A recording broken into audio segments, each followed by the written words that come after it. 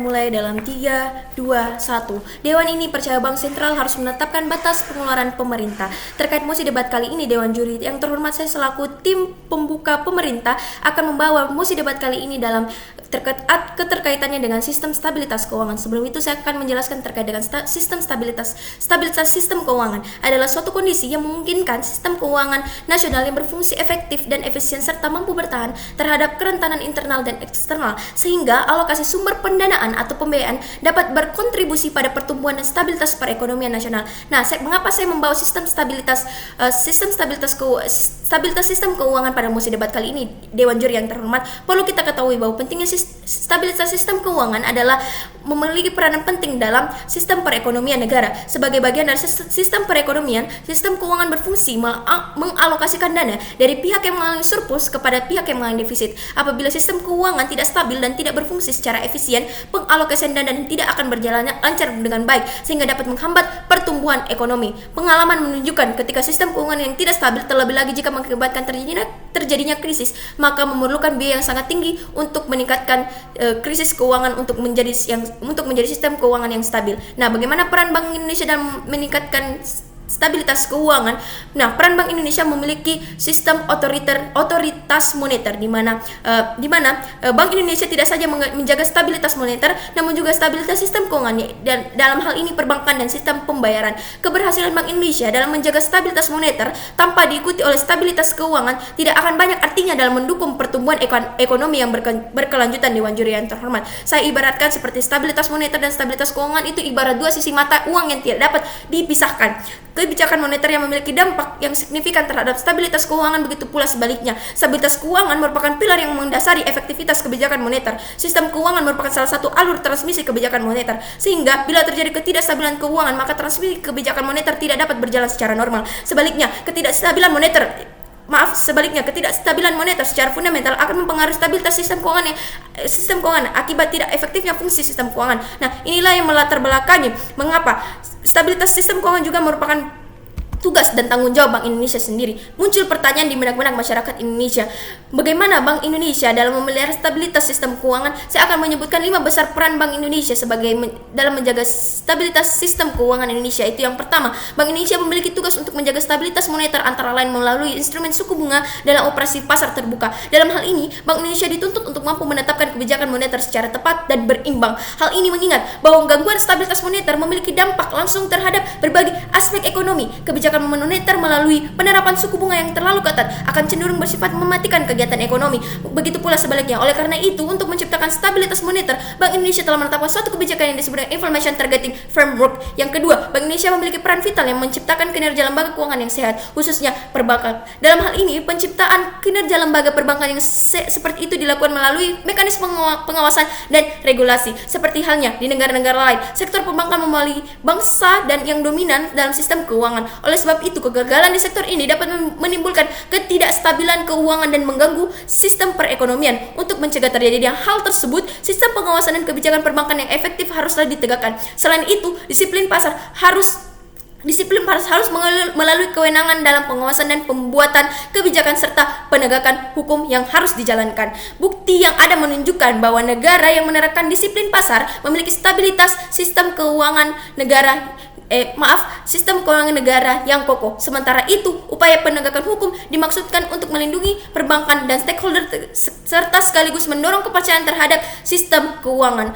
Dalam hal ini, Bank Indonesia telah menyusun arsitektur perbankan Indonesia dalam rencana implementasi Basel II. Yang ketiga, Bank Indonesia memiliki kewenangan untuk mengatur dan menjaga kelancaran sistem pembayaran. Dalam hal ini, bila terjadi gagal bayar pada salah satu peserta dalam sistem pembayaran, maka akan timbul risiko potensial yang cukup serius dan mengganggu kelancaran sistem pembayaran. Kegagalan tersebut, Dewan Juri yang terhormat, dapat menimbulkan risiko yang bersifat menular sehingga menimbulkan gangguan yang bersifat sistemik. Dalam hal ini, Bank Indonesia telah membuat sistem pembayaran yang bersifat real time atau yang dikenal dengan real time gross settlement yang dapat lebih meningkatkan keamanan dan kecepatan sistem pembayaran. Sebagai otoritas dalam sistem pembayaran, Bank Indonesia telah memiliki informasi keahlian untuk mengidentifikasi risiko potensial dalam sistem pembayaran. Dan yang keempat, melalui fungsinya dalam riset riset dan pemantauan, Bank Indonesia sendiri dapat mengakses informasi-informasi yang dinilai mengancam stabilitas keuangan. Dan yang kelima, Bank Indonesia memiliki fungsi sebagai jaring pengamanan sistem keuangan yang melalui fungsi Bank Sentral sebagai lender of the last resort. Apa fungsi dari lender of the last resort ini? Saya jelaskan Dewan Juri yang terhormat. Secara singkat, merupakan peran tradisional Bank Indonesia.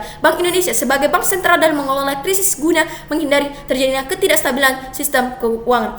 Telah saya sebutkan 5 peranan penting Bank Indonesia sebagai stabilitas sistem keuangan negara sudah membuktikan bahwa Bank Indonesia sebagai bank sentral sudah mampu menjaga sistem stabilitas keuangan negara. Buktinya bahwa sistem stabilitas keuangan negara terkait ini Bank Indonesia tidak luput kaitannya dengan sistem kebijakan makroprudensial, di mana makroprudensial ini sudah diterapkan secara implis, telah digunakan sejak awal tahun 2000 Dewan Juri yang terhormat sebagai respon atas krisis pada tahun 1997 yang ditandai dengan penyusunan kerangka stabilitas keuangan Indonesia dengan pembentukan Biro Stabilitas Keuangan atau BSSK di Bank Indonesia.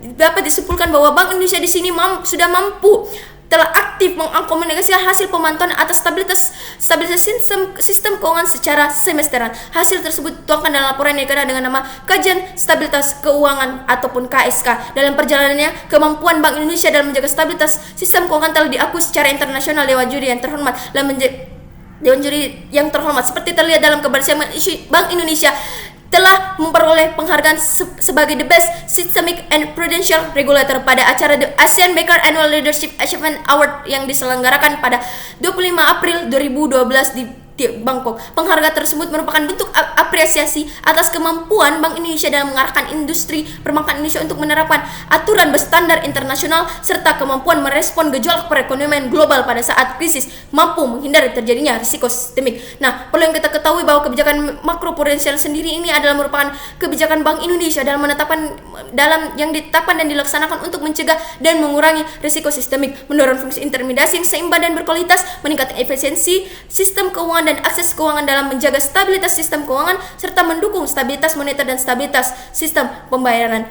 Nah, setelah saya menyebutkan kebijakan makroprudensial yang telah membuktikan lewat penghargaan pada kali ini, maka mosi debat kali ini Dewan harus percaya bahwa Bank Sentral harus menetapkan batas pengeluaran pemerintah. Tanpa harus Dewan percaya bahwa Bank Indonesia sendiri sudah membuktikan bahwa penetapan batas pengeluaran pemerintah